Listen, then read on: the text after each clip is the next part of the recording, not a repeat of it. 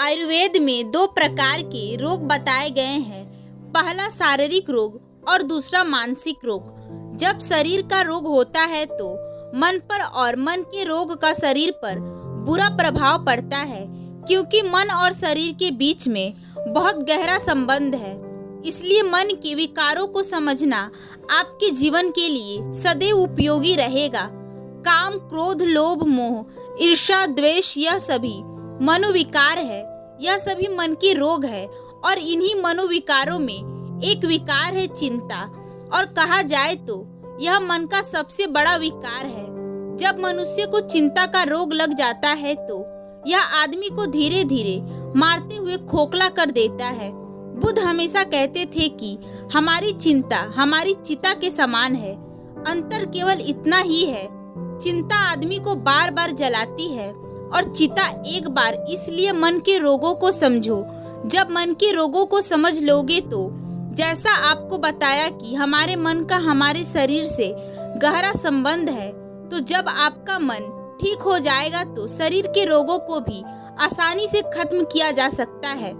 इसी से जुड़ी बुद्ध की एक कहानी है, जिसे यदि आप समझ लेते हैं तो इससे आप आपके शरीर को स्वस्थ रख सकते हैं, मन को स्वस्थ रख सकते हैं।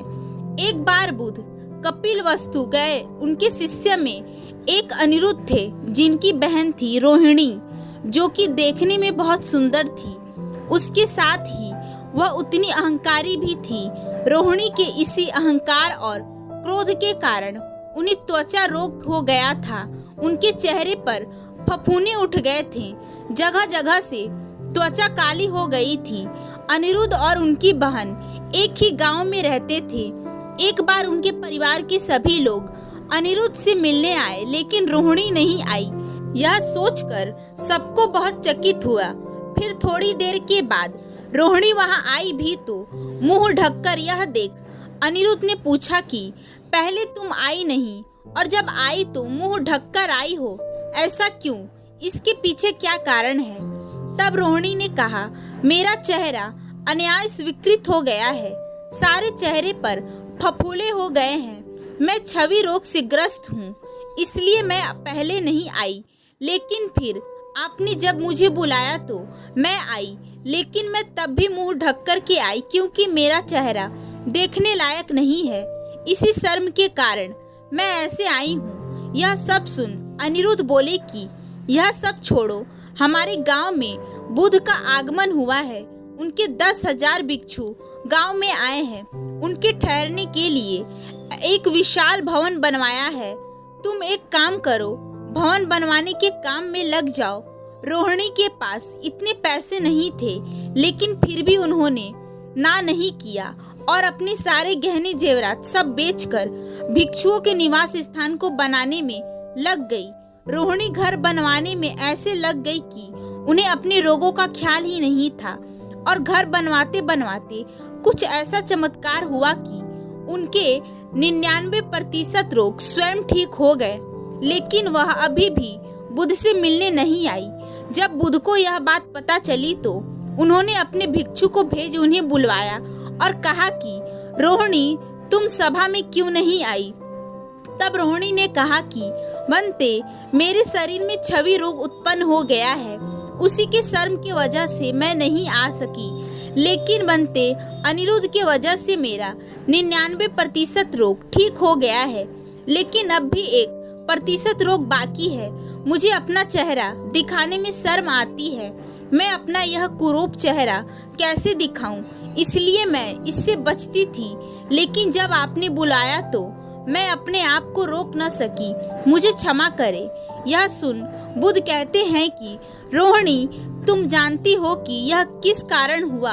रोहिणी ने कहा, नहीं बनते। तब बुद्ध ने वापस कहा कि यह सब तेरे क्रोध के कारण हुआ, तेरे भीतर के अति क्रोध से। लेकिन जब तुम्हारे भीतर करुणा आई तो तुम्हारी करुणा से यह स्वयं ठीक भी हो गया। क्रोध तो अहंकार का ही परिणाम है। तुम्हें स्वयं पर, अपने रूप पर बहुत अहंकार था।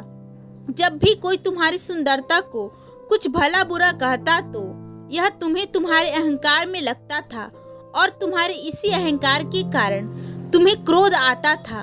लेकिन जब तुमने अपने भाई की बात सुनी और भिक्षुओं के लिए भवन बनवाना शुरू किया तो तुम यह भूल ही गई और तुम्हारे अनजाने में तुम्हारा अहंकार भी समाप्त हो गया, क्योंकि तुम अपने कार्य में इतनी व्यस्त थी कि तुम्हारे भीतर करुणा आ गई थी और तुम्हारे इसी करुणा के कारण तुम्हारा रोग स्वयं दूर होता चला गया।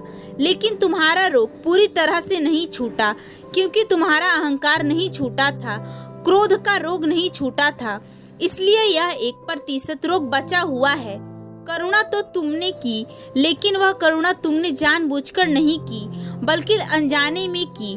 तुम जागो, क्योंकि तुम यहाँ पर आकर अभी भी करुणा कर रही हो, लेकिन तुम इसे अभी भी पहचान नहीं पा रही हो, तुम इसे देख नहीं पा रही हो। जो अहंकार तुमने अपने कामों में व्यस्त होकर भुला दिया, उसे जानकर त्यागो, न कि अनजानों में। बुद्ध की यह बात सुनते सुनते रोहिणी का सारा रोग खत्म हो गया। तब बुद्ध ने यह गाथाएं कही, क्रोध को छोड़िए, अभिमान को त्याग दे और इससे अपनी इच्छा से त्यागे और अपने भीतर करुणा को जागने दे।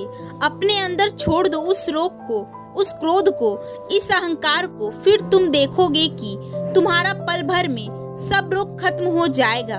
तथागत बुद्ध ने आगे कहा, जो चढ़े हुए क्रोध को भटक गए रथ की भांति रोक लेता है, उसी को मैं सारथी कहता हूँ। छोड़ उस क्रोध को, अभिमान को, त्याग सारे संयोजनों को, पार हो जा और उस तरह नाम रूप में असक्त न होने वाले तथा अकिंचन पुरुष को दुख संतृप्त नहीं करता। अक्रोध से क्रोध को जीतिए, असाधु को साधु से जीतिए, कृपण को दंड से जीतिए और झूठ बोलने वाले को सत्य से जीते। सच बोले, क्रोध न करे, मांगने पर थोड़ा अवश्य ही दे। इन तीनों बातों से मनुष्य देवताओं के पास पहुंच जाता है। अगर हम आधुनिक विज्ञान को देखें तो उसमें यह बताया गया है कि मनुष्य का मन उसकी 90% बीमारियों का कारण है। हमारी 90% बीमारियों का आधार हमारा मन ही है। इसलिए हम जब भी अपनी बीमारियों का इलाज करवाते हैं तो यह पूरी तरह से ठीक नहीं होता, और अगर यह ठीक भी हो जाती है तो एक बीमारी के ठीक होने पर दूसरी बीमारी भी हो जाती है, क्योंकि हमारा मन तो ठीक हुआ ही नहीं। हमारा मन तो वही है। जब तक आदमी अपने मन को नहीं बदलेगा, तब तक वह अपनी बीमारियों से छुटकारा कभी नहीं पाएगा। और हमारी बीमारियों का श्रेष्ठतम क्षण वही होता है जब हम अपने आप को भूल जाते हैं। अपने काम करने के दौरान आपने अक्सर देखा होगा कि जब भी आप अपना कोई पसंदीदा काम करते हैं तब आप कुछ क्षण के लिए अपने आप को भूल जाते हैं। आप अपने काम में इतना बिजी हो जाते हैं कि उस क्षण के लिए अपने आप को याद ही नहीं कर पाते। और एक बात तो तय है कि जहाँ पर आप अपने आप को भूलें, वहाँ पर आपका अहंकार भी चला गया। जिस प्रकार रोहिणी के साथ हुआ कि वह अपने काम में इस प्रकार व्यस्त हो गई कि वह स्वयं को ही भूल गई थी, और इस वजह से उनके भीतर करुणा की भावना आई। और जैसे जैसे उनके भीतर करुणा की भावना आई, वैसे वैसे उनके भीतर का अहंकार, क्रोध, अभिमान चला गया।